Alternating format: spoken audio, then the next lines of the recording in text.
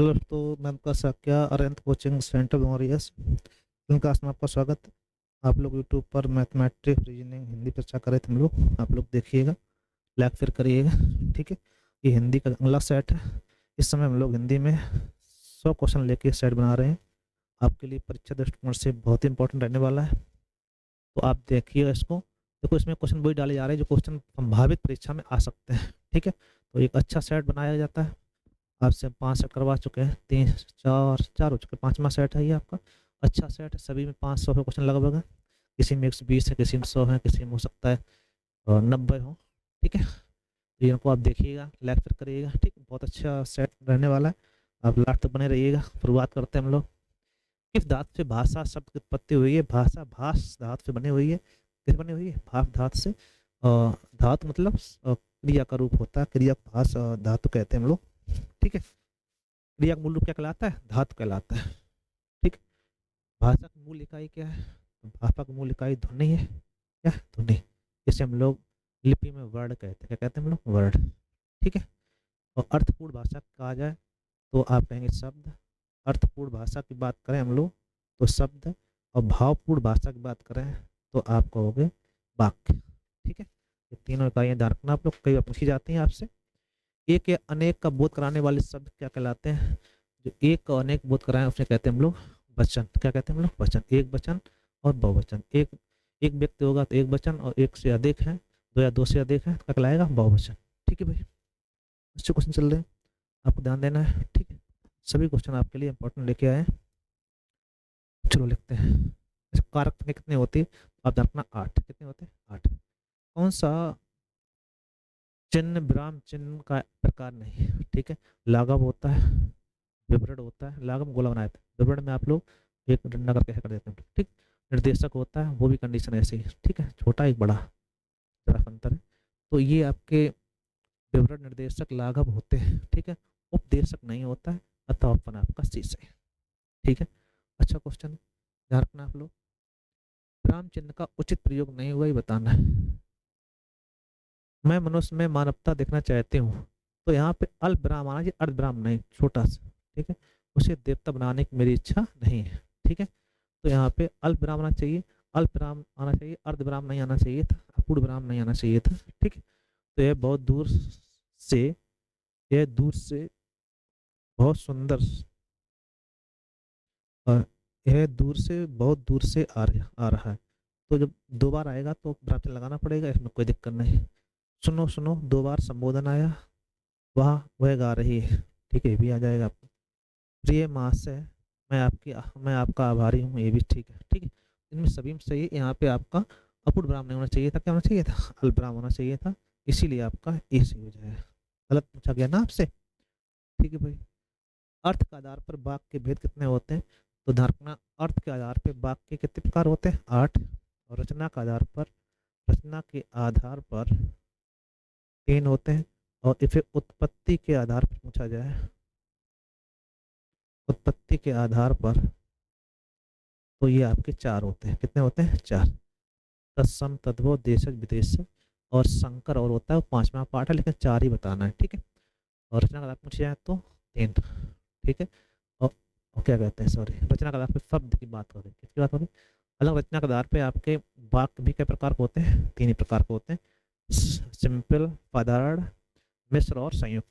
ये शब्द है क्या? उत्पत्ति के आधार पर शब्द के प्रकार होते हैं 4 प्रकार। अर्थ के आधार पर वाक्य प्रकार होते हैं 8। ठीक है, रचना का कितने प्रकार होते हैं? 3। ठीक, इनको ध्यान रखिए आप लोग, पूछे जाते कई बार। वृत्तामुखी स्वर जिनको बोलने से ओठ गोल हो जाते हैं उन्हें कहते हैं वृत्तामुखी। तो अ आ ई ओ, सॉरी, उ ऊ और ओ और आ, आगत स्वर, ये सभी आपके कैसे होते हैं? वृत्तामुखी। ठीक है, वृत्तामुखी कौन सा आपका? डी। बाकी सभी जो बचे हुए हैं वो अवृत्तामुखी होते हैं। क्या होते हैं? अवृत्तामुखी। ठीक है भाई, अच्छे क्वेश्चन। उच्चित वर्ण मतलब उन्हें कहते हैं जिन्हें ताड़न जात बिंदु लगी होती है, इन्हें द्विगुण व्यंजन भी कहा जाता है। द्विगुण में डा और ढा आते हैं, लेकिन बिंदी नीचे लगी हो। ठीक है, तो डा ढा के नीचे बिंदी, तो ये डा के नीचे बिंदी है। ठीक, अतः आंसर आपका ए सही। अगर यहाँ बिंदी होती तो ये भी सही हो जाता है। ठीक है, डा ढा के नीचे ताड़न जात बिंदु आता है, यहाँ पे क्या कहलाता है, उच्छिप्त वर्ण। क्या कहलाते हैं, उच्छिप्त वर्ण। चलो, लड़का से भाव से संज्ञा बनाइएगा, ठीक है। लड़कापन, लड़काई, लड़काई, लड़कपन, क्या कहलाएगा, लड़कपन, ठीक। तो ऑप्शन आपका सी सही।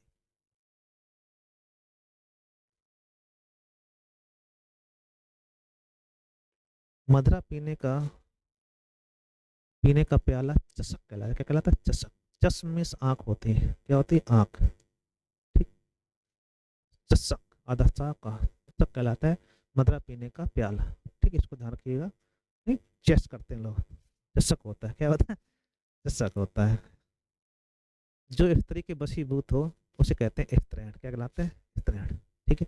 प्रिय बोलने वाली स्त्री प्रिय बंदा, प्रिय वचन बोलने वाला पुरुष मधुभाषी, ठीक है। और प्रिय अच्छा बोलने वाली स्त्री तो कहलाती है प्रेम बंदा। क्या कहलाती है, प्रेम बंदा।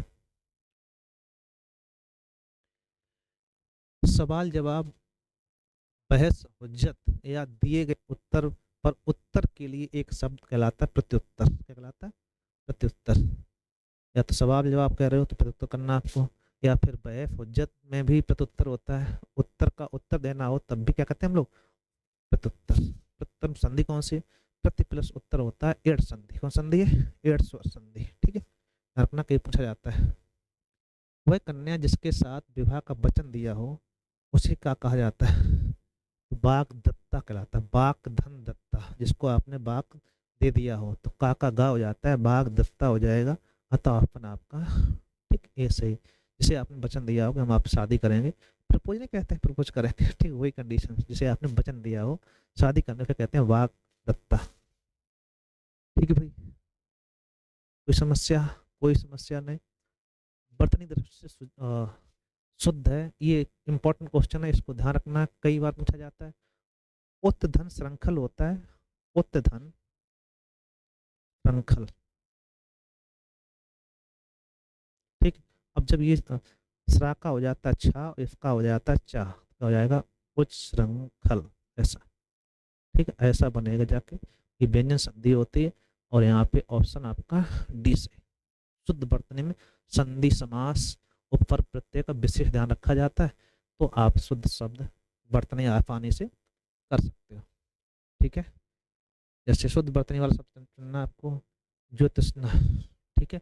तो दोनों इसमें आधे ता सा बनता है, आधा ता होना चाहिए, आधा सा होना चाहिए, आधा जा। ज्योतिषना आपका यही सही लिखा हुआ है, अतः अपन आपका सी सही, ठीक है भाई।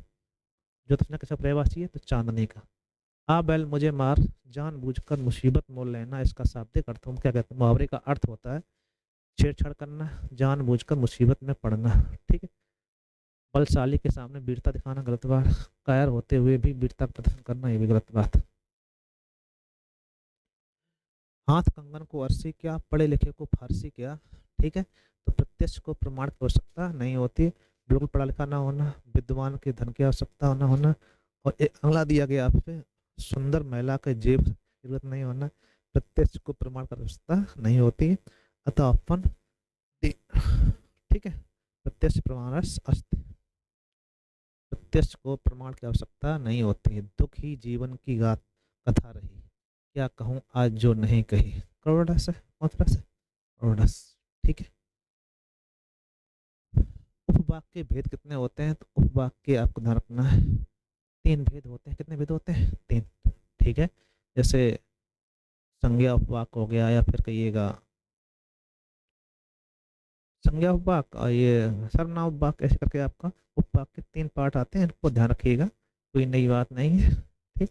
योग रूढ़ शब्द कौन सा है, इसको आपको देखना है, योग रूढ़ शब्द कौन सा है, ठीक है। दफानन हो जाता है, और क्या कहते हैं, योग रूढ़। 10 है मुख जिसके अर्थात रावण, ऐसा शब्द जिस केवल एक के लिए प्रयोग हो वो रावण के लिए लगाया जाता है, उसे कहते हैं रूढ़ शब्द, ठीक है। सुरमेश देवता होता, राक्षस राक्षस, योद्धा योद्धा, मतलब जो वीरता रणक्षेत्र वीरों से क्या कहलाता है, योद्धा। इनके यौगिक शब्द चुनना है। यौगिक शब्द मतलब होता है जिसमें फर्क प्रत्यय या फिर दो रूढ़ शब्द एक साथ हों, तो दूध प्लस बाला दो अलग अलग शब्द है, क्या कहलाएगा, यौगिक शब्द। और चक्रपाणी आपका योग रूढ़ है, क्या है, योग रूढ़, ठीक। तो योग रूढ़ में हमको यौगिक चाहिए, क्या कहलाएगा, दूध बाला। पीला कैसा है, रूढ़ शब्द है। नैन कैसा है, रूढ़ शब्द है। चंद्रोदय में चंद्र प्लस उदय होता है, गुड़ संधि होती है। कौन संधि होती है? चंद्र प्लस उदय क्या कहलाएगी? गुड़ स्वर संधि। चंद्रोदय आ और उ मिलके ओ हो जाएगा। ठीक है भाई। तो आप रखना कम समय, इसमें स्पीड में पढ़ने की आवश्यकता है आपको। क्वेश्चन मिले तुरंत आप उसको देखो और आगे बढ़ जाओ। जैसे वृद्ध संधि का एग्जाम्पल बताना है। रजनीश, रजनी प्लस ईश दीर्घ संधि। यति प्लस इंद्र यतेंद्र हो जाता है दीर्घ संधि। शोध प्लस अर्थी शोधार्थी हो जाता दीर्घ संधि। महाधन औसत मौसधि हो जाता है वृद्धि संधि। ठीक है, अतः ऑप्शन आपका बी से। कौन सही? बी। ठीक भाई। अच्छा क्वेश्चन है। देव जो मानव है, जो है, जो ये सब जो आते हैं क्या कहलाते हैं? कर्मधारय समास कहलाएगा। क्या कहलाएगा? कर्मधारय समास। विग्रह करके दिया गया है, कोई दिक्कत नहीं आएगी। हम पढ़ते हैं। राजपुत्र राजा का पुत्र होता है संबंध तत्पुरुष। संबंध तत्पुरुष आता है आपका, तत्पुरुष का पाठ है ये। ठीक है। आगे देखते हैं। निम्नलिखित में से कामदेव का पर्यायवाची है। तो कामदेव का पर्यायवाची होता है मनमथ। विडोजा कहते हैं आप इंद्र भगवान को। ठीक। असम पत्थर का पर्यायवाची है। इसका पत्थर। विष्णु, असम और विष्णु मीन्स समाप्ता, ये भी इंद्र का पर्यायवाची है। ठीक। विडोजा विष्णु और ये असम पत्थर पर्यायवाची है। विष्णु, विष्णु वैसे इंद्र का ही है। ठीक। धनंजय पर्यायवाची अर्जुन का होता है। अर्जुन किसमें कौन सा है? गुडाकेश। कौन सा है? गुडाकेश। हालांकि धनुर्धर सारथी उपनाम जरूर है, लेकिन रियल में पर्यायवाची कहा जाए तो गुडाकेश। गुडाका प्लस ईस, इसमें संधि पूछता है। गुडाका प्लस ईस तो क्या कहलाएगा? गुडाका प्लस ईस होता है और ई मिलकर ए हो जाता है, गुड़ संधि होती है। ठीक है। धनंजय किसका पर्यायवाची है? अर्जुन जी का। यहाँ पे विलोम पूछा गया, आपको ध्यान रखना। क्या पूछा गया? विलोम। तो विलोम निकालना है किसका? रथ का। रथ का होता है विरत। रथ में कार में लगे रहो, व्रत में इस कार से मुक्ति हो जाए। ठीक है भाई। निम्नलिखित में से संहारक का विलोम, विलोम चाहिए आपको इसमें भी। विलोम पूछा गया है तो विलोम क्या हो जाएगा? पालक। संहारक मतलब नष्ट करने वाला और पालक मतलब उसको पालने वाला। ठीक है भाई। तो आगे देखते हैं हम लोग। इसमें अमृत शब्द का हमारा अर्थ ही कौन सा है? तो ब्रज, पीयूष, त्रिड़, बाण। ये देखो, ये जो दोनों आपको त्रिड़ होता है निसंग। क्या होता है? निसंग। निसंग मतलब होता है तरकस। ठीक है। बाण तो बाण ही। पीयूष मीन्स होता है अमृत। अतः आंसर आपका अमृत प्रवेश कौन सा है? C option, Piyush. ठीक है भाई। अच्छे क्वेश्चन सभी करवा रहे हैं, ध्यान देना। अर्क का अनेकार्थी नहीं है। अनेकार्थी नहीं पूछा गया है। तो अर्क मीन्स सूर्य होता है, प्रकाश किरण होती है, आग का पेट अर्क कहलाता है। ज्वाला पर्यायवाची अर्क का नहीं है, अतः ऑप्शन आपका डी से। कौन सी हो जाएगा? D option. ठीक है भाई। जल्दबाजी में आप गड़बड़ कर लो। ठीक। आग का पेड़ भी होता है। अभी तो मुकुट बना था मात, कल ही हुई हल्दी के हाथ। इसमें आपका करोड़ रस होता है। कौन सा रस होता है? करोड़ रस। आपको ध्यान रखना है। इसमें ऑप्शन सी सही हो जाएगा। ठीक है। कौन सा? करोड़ रस। कोई दिक्कत? कोई दिक्कत नहीं। ठीक है, आगे बढ़ते हैं हम लोग। चलो। अभ्रंश काव्य का सुप्रसिद्ध छंद कौन सा है? तो फिर कड़वक कहा जाता है। ये आपका छंद का एक नया पद्धति है। ठीक है। सुप्रसिद्ध छंद कौन सा है? पद्धति यह रास। कड़वक एक छंद होता है। ये आपके मतलब कभी नहीं, कोई लेना देना नहीं। ठीक। आगे देख लेते हैं। एक आध क्वेश्चन हो जाता है जहाँ से लेना पड़ता है तो कभी कभार। मात्रा दृष्टिकोण से दोहा का जस्ट उल्टा होता है, तो पता है। दोहा में विषम चरणों में 13, सम चरणों में 11 होते हैं। इसका उल्टा होता है सोरठा। सोरठा में आपके विषम चरणों में 11, सम चरणों में 13 होते हैं। अतः आंसर आपका क्या हो जाएगा? सोरठा। दोहा का जस्ट उल्टा सोरठा। छप्पय आपका छंद जो है और संयुक्त छंद है उल्लाला और रोला का। ठीक है। चौपाई आपका सममात्रक छंद है। मूला फला मात्राएं होती हैं। ये पूछ रहा है इसमें रूपक अलंकार का सही एग्जाम्पल बताना है। इसका मुख चंद्रमा के समान है, तो यहाँ उपमा है। कौन है? उपमा। ठीक है। चंद्रमा इसके मुख के समान है, इसे आप लोग अपन होती कह सकते हो। इसका मुख ही चंद्रमा है, ये आपका रूपक है। क्या है? रूपक। यह वह मुख है अथवा चंद्रमा है, यहाँ संदेह है। ठीक। तो ऐसी कंडीशन में रखना है, यहाँ अपन होते होता है। अब ये अलग अलग कंडीशन है, तो आपको ध्यान रखना है कि यहाँ पे रूपक पूछा गया। कौन ऑफ है आपका? C option. ठीक। तो सी सही हो जाएगा, ध्यान रखना आप लोग। तरण, तंजा, तट, तमाल, तरबर, बौछाए। जब किसी वर्ड की बारंबारता होती है वहां पर अनुप्रास अलंकार होता है। अनुप्रास एक क्या कहते हैं, शब्द अलंकार है। कैसा अलंकार है? शब्द अलंकार। अलंकार के प्रकार को होते हैं दो प्रकार के, शब्द और अर्थ। और उसमें पूछा जाए, क्या पूछा जाए कि एक वर्ड की बारंबारता, वहाँ कौन सा अलंकार होगा? तो आप कहेंगे अनुप्रास।